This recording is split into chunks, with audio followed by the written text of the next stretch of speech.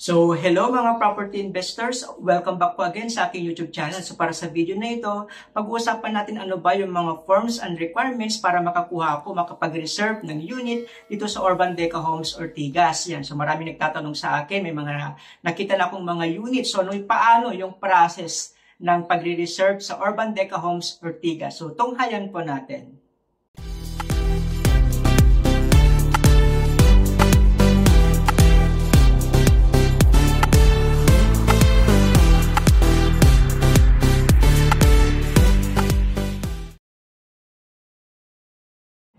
So ayan, welcome mga property investors. Welcome po sa panibagong video na gagawin po natin dito po sa Urban Deca Homes Ortigas. Yan. Diba? So, ang pag-usapan natin ngayon, ano ba yung mga forms at mga requirements natin kung kukuha tayo ng mga units or magre-reserve na po tayo dito po sa Urban Deca Homes Ortigas. So, pag-usapan natin about pag-ibig at bank financing na BDO. Yan, ito po yung recap po tayo. Ito po yung ating site development plan. Magkakaroon tayo ng 22 buildings. Yan, so as of the moment po, yan yung IJK. Yan po yung ongoing constructions po ngayon. Yung building K, baka ilabas na po ngayon mid-year po. So, antabayanan nyo po yan. Kung gusto nyo mga facing amenities, ganun po. Yung nag-isang pre-selling natin, yung building L. Yan, payable in 3 months. Yan yung mga magagandang views, no? Facing north. Yan po. Kung gusto nyo naman dito sa may facing west, yan, may mga building kasi dyan, parking building. So, strongly suggest na kumuha po kayo sa higher floors naman po. Okay, pwede dito naman po yung mga ready for occupancy natin, yung building MNOPQR. Nasa halagang 10,000 lamang, ay pwede na po tayo makakuha ng mga units natin. So, okay po. Then, yan po yung ating Deca Mall. So, yan po yung ating 13 hectare na property. So, ito po ngayon yung ongoing po, no, na nangyayari na po sa Urban Deca Homes Ortigas, yung IJK, yan yung ongoing constructions ngayon. L, yan yung nag-iisang pre-selling natin na payable siya in 3 months. So, yan yung mga magandang views. Facing north, ganun po. And then facing east, yan, pwede naman. And then MNOPQR, yan yung mga ready for occupancy natin. Yung M tsaka N, lahat ng mga floors ay pet-friendly po. So, kahit na nasa higher floors, ay pwede po ang mga pets. So, kung may mga alaga po yung hayop, yan, pwede po kayo sa M and N, lahat po ng levels ay pwede po. And then, yung remaining po, yung OPQR and the other building, sa second and third floor lang po ang pwede ang mga pets. Okay po? Yan. Kunyari kukuha kayo sa building Q, so second to third floor lang yung pwede po ang mga pets. Papansin nyo, meron po tayong butas sa gitna, yun po yung ating tinatawag na courtyard or atrium. So, nasa more or less 200,000 yung difference, yung mga presyo po ng mga nasa loob compared sa mga nasa outer na mga units po natin. Okay po, so yan na po yung kaganapan update sa Urban Deca Homes Ortigas. So, yan po yung building I, building J. So, ongoing constructions na po yan. Ito po yung ating building K.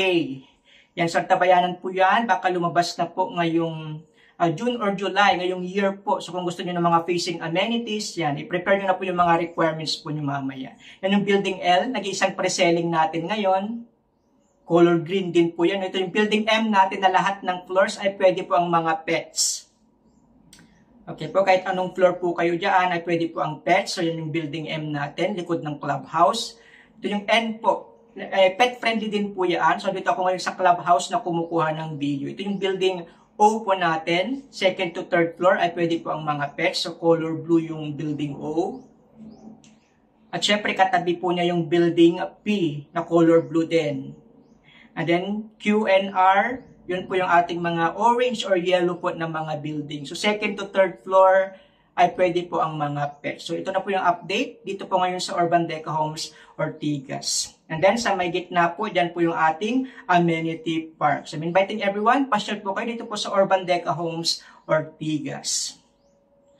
Ito yung ating typical na unit layout. Yan, pag-usapan natin yung mga nasa 64 units per floor. Yung mga color yellow, yan po yung mga 30.60 square meter. May mga inner tsaka outer na mga units. So, yan po. Marami tayong 30.60 square meter, no? Nasa 52 units. And then, meron din tayong 35.57, yung color green, tsaka blue. Yan, nagawa na natin ng mga videos po ito, no? Pwede nyo panoorin yung mga previous videos ko about sa mga locations or mga sizes.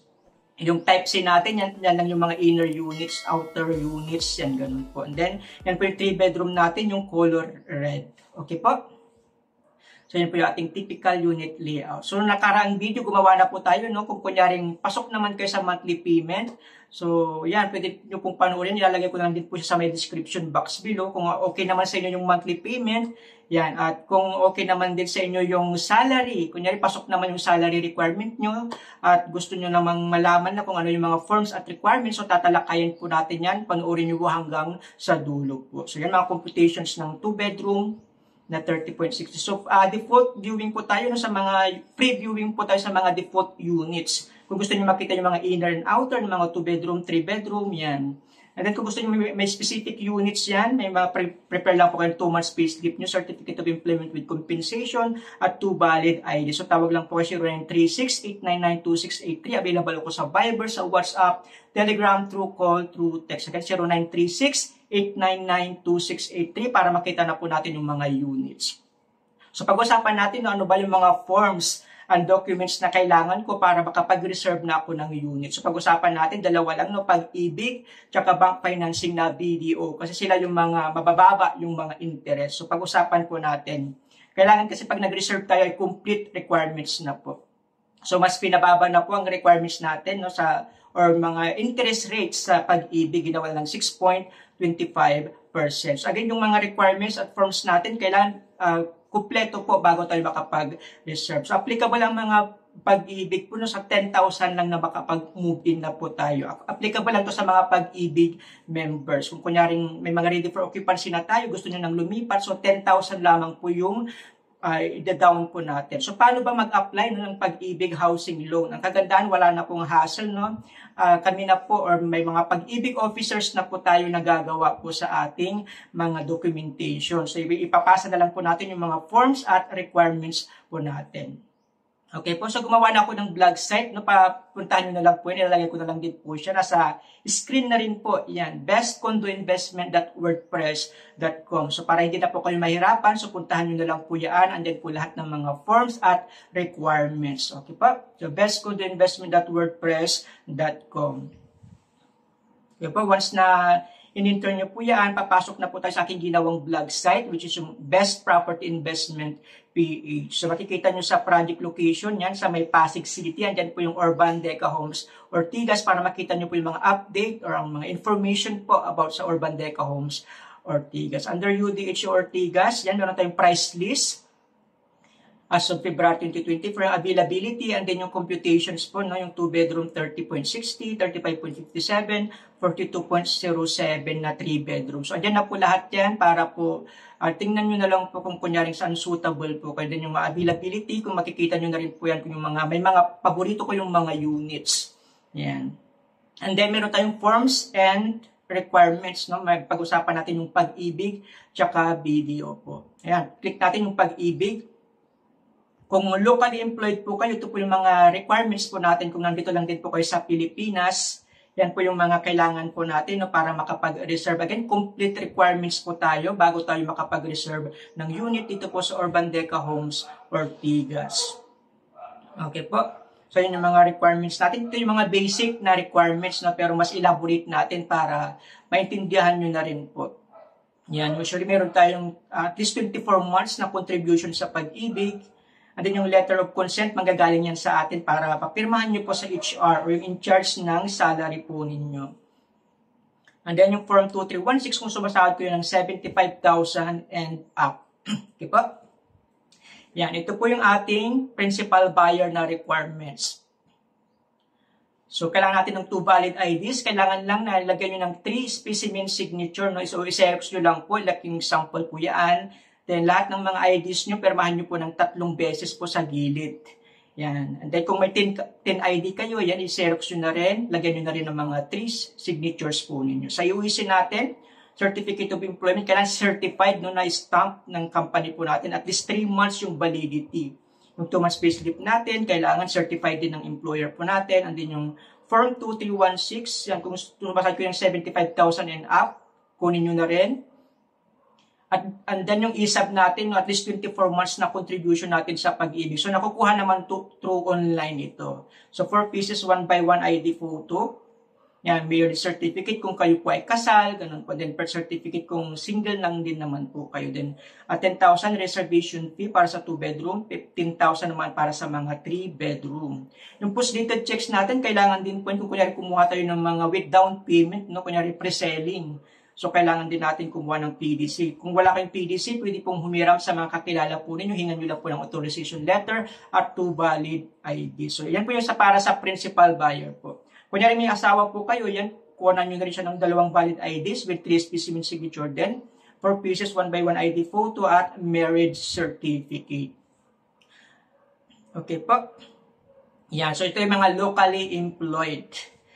Kung kunyari nga dito lang din kayo sa Pilipinas, nag-work, ganun po. And then, syempre, isa sa mga form na kailangan natin no, is yung letter of consent. So, kailangan may pirma po yung HR or yung in charge po sa salary or any company representative, no? Then, pwede lang lagyan ng email address para lang ma-inform sila, ma-notify na kumuha kayo ng property. Ito yung ating sample ng letter of consent.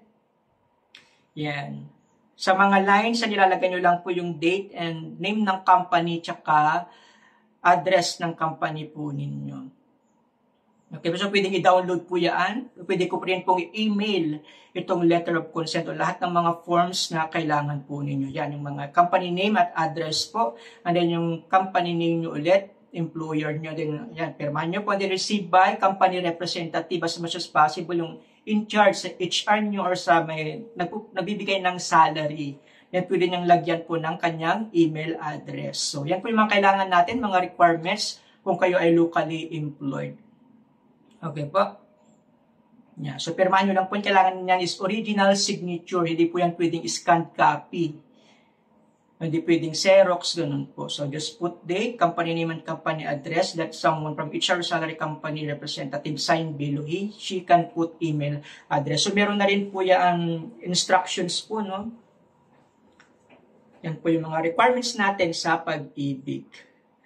And then, ito naman yung kwan natin, no? Mamay pag-usapan natin kung OFW. Ito naman yung mga forms natin. So, lahat ng mga forms na yan, so naka-folder na lang po. So, kunyari, pupunta tayo sa office, one-stop shop na po, doon po ipipirma na kontrata nyo. Lahat po ng mga forms na ito ay available na po, naka-folder na po siya. Yan, available na siya sa my office kapag nag-reserve na po tayo ng ating mga units.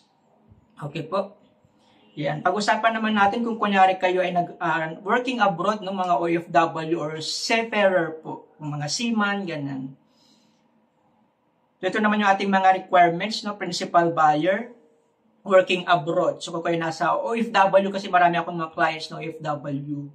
Yan. So, again, 2 valid IDs with 3 specimen signature. Xerox nyo na lang po lahat yan. Katulad ng passport ID nyo, visa, company ID, residence ID. So, lahat na lang po.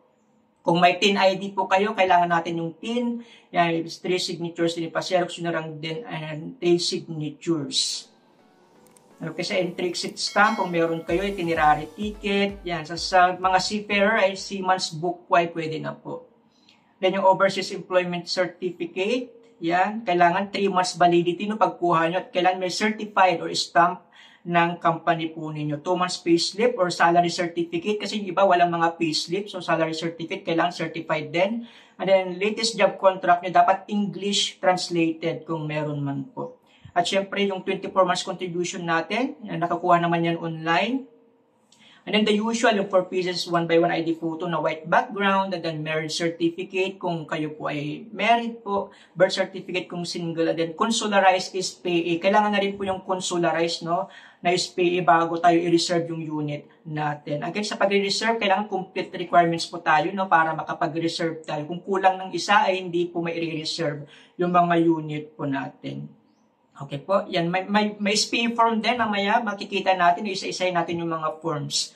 Then yung 10,000 na reservation fee natin kung kukuha tayo ng 2-bedroom, and then 15,000 naman sa 3-bedroom. Kailangan din natin mga post-dated checks kung kukuha tayo ng mga pre-selling or may mga down payment. Kung may asawa kayo, yan din yung mga requirements po niya, 2 valid IDs with 3 specimen signature, 4 pieces, 1 by 1 ID photo, and birth and marriage certificate. Sa mga attorney in fact nyo, yung mga representative nyo, 2 valid IDs with 3 specimen signature, at 4 pieces, 1 by 1 ID photo. Ayan, puntahan nyo lang po yan yung aking blog site para makita nyo po lahat in detail yung mga forms at requirements. Okay po?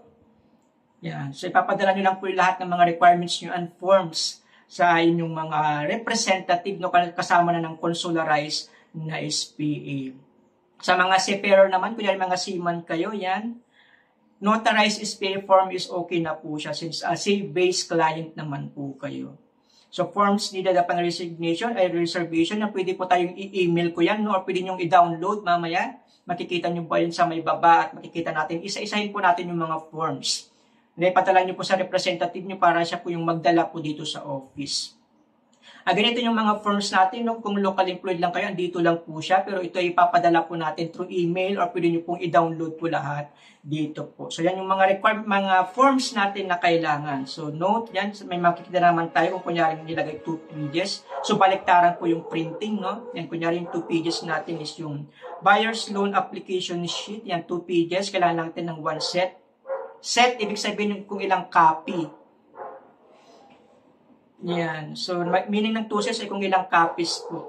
Yan. May principal buyer and then for husband or wife, spouse, kung married. Makikita nyo yan sa forms, may mga check, may mga X, ganun po.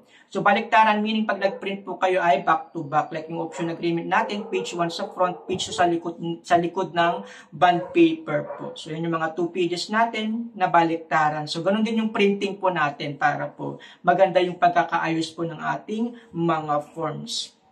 Okay po. So, pwede kong i-email po lahat yan. Tawag lang po kayo or message nyo lang po ako 0936-899-2683. Okay po. So, paano if uuwi ako ng Pinas, no? Para lang makapag-reserve. Okay. So, bakit ba kayo uuwi? Or dahil ba natapos yung contract? Or gusto nyo na nasa bakasyon mood ba kayo? Bakit kayo uuwi ng Pilipinas? So, mas maganda po, no, kung kunyaring uuwi po tayo ng Pilipinas. So, dalhin nyo lang po lahat ng mga requirements po ninyo, yung mga kailangan natin kanina sa mga principal buyers. And then, kailangan original signature po yung ating letter of consent. Kailangan original po yung signature po na galing sa HR po ninyo or sa in-charge ng salary. And then, yung SPA, hindi na po natin ipapakonsularize, ipapanotarize na lang po natin.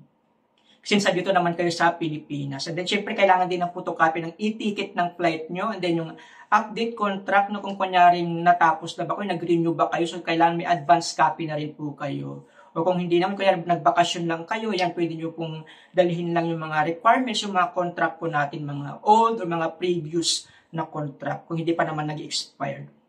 So, pag-usapan natin yung mga forms. Yan, pwede nyo pong i-download yan, no? So, puntahan nyo lang po yung aking blog site na bestcondoinvestment.wordpress.com. So, yan po yung ating borrower's validation sheet.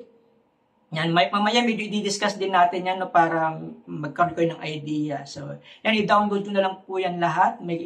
Pwedeng i-click naman po yan. Pwede nyo i-copy po lahat. Again, pwede ko rin po siyang email. Yan yung conformity, kung kunyaring may mga co-borrowers kayo kasi pwede up to 3. No, kung napanood yung mga videos ko na about sa kulang yung sahod po natin, so pwede tayong maghanap ng mga co-borrowers natin. Itong health statement form, kailangan original copy rin po yan. Ang original natin dapat a letter of consent, and then itong health certificate form, health statement form. Yan yung mga dapat na original na mga signatures. The rest, pwedeng scan copy. Pero since ipapadala nyo rin lang naman lahat, so ipapadala lang natin lahat ng mga forms at pirmahan nyo na lang din po. Okay? So, nasa more or less 13 na forms yung kailangan natin i-fill in, no, para makapag-reserve tayo kasi kailangan natin ng full or complete na requirements para po mai-reserve yung unit po natin. Kung kulang po ang isa dyan, so either scan copy nyo or basta wag nyo lang makalimutan yung mga original signatures katulad ng health statement form at letter of consent. Okay? The rest, pwede na pong scan copy or pwede na rin po yung mga SPA po ninyo yung pipirma, ganun po. And then yung SPA form, yan, kailangan nyo i-download din yan, din pa-consularize po ninyo. So again, yan, print nyo po yung consularized SPA form at lahat ng forms and requirements, padala nyo po sa mga representative po ninyo at you are good to go in your property investment. Ay tawag lang po 0936-899-2683 kung may mga katanungan po kayo. Ito yung BBS natin, no? Isa-isa natin yung mga forms. Ito yung borrower's validation sheet. Yan. So, 1 page, mag-print kayo ng 2 sets. So, lagyan nyo lang yes or no. So, isang page lang po yan. Mag-print po kayo ng 2. Yan, makikita po niya dito, may validation po tayo no online video conference or personal appearance to Pag-ibig Fund Branch. So, i-check nyo lang po yung online video conference kung kayo nasa abroad dahil tatawagan po kayo ng taga-Pag-ibig. So, dapat umattend po tayo dyan para po mapaaga yung approval po ng ating Pag-ibig financing home loan. Yung loan po natin para ma-take out po kaagad at makalipat na po kayo kaagad. Ito naman yung ating conformity no on the page on the Pag-ibig housing loan. So conformity 1 page, pag-print po kayo ng 2 sets. So ito po applicable kung kayo may mga co-borrowers. Kunyari kulang po yung salary po natin, yan. Kung ano po yung requirements nyo, ganun din po ipapasa ng co-borrowers po natin. Ito yung health statement form, yung huwag nyo lang lagyan yung loan amount. Kailangan original signatures po ito, hindi po pwedeng scanned copy. And then ito i-check po natin kung yes or no, kung may mga problema po tayo sa mga health. Yan. So again, check appropriate box. And then dito po sa may baba, yan signature over printed name, sulatan nyo po ng pangalan nyo, naka-capital letters, and then pirmahan nyo po sa taas. So, signature over printed name. Sa mga forms na signature over printed name, susulatan nyo po yan. So, 2 pong signatures ang gagawin po natin. Ngayon, dito sa CCBI, yan, 1 page, mag-print lang po kayo ng isa. So, wag nyo munang lagyan ng date, lagyan nyo po ng company address sa lines. Okay po, yan yung mga credit investigation, kung may mga utang po tayo sa mga banks, sa mga credit cards, so yan po yung authorization letter po. Authorization to conduct credit. So, kailangan yan para hindi po tayo magkaroon ng problema. Then, housing loan application po natin, yung 2 pages yan. So, mag-print kayo ng 2 din at baliktaran. So, ibig sabihin yung page 1 sa may front and then page 2 sa may likod ng bond papers po. And then, dito sa may character references, nagyan nyo ng 3, pangalan, address, and telephone number or mobile number para sa mga character references po ninyo. And then, yan po, signature again, over printed name. Kung may asawa kayo, ilagay nyo rin po yan. So, malalaking letra, and then, pirmahan nyo po sa taas. So, yan, page 1 and page 2. Ito naman yung letter of consent, nasabi natin kanina, company name and address. Ito, kailangan original signature din po ito, hindi pwedeng scanned copy. Yan, employee, and then, received by company representative. Kung sino yung in charge ng HR nyo or salary, yan, mas maganda po din, lagyan niya po ng email address. So, again, original lang kailangan din po dito na signature sa letter of consent. Then, ito yung ating special power of attorney, need to be consularized. Sa Pag-ibig, kailangan natin ng consularized na SPA bago tayo makapag-reserve ng unit. Okay po? Kung nasa abroad po tayo, punta po tayo sa embassy para po mapakonsularize po natin yung ating mga SPA po. So, hindi tatanggapin kung hindi po consularized. Hindi siya pwedeng to follow, So, kailangan ibigay na po natin na consularize na po.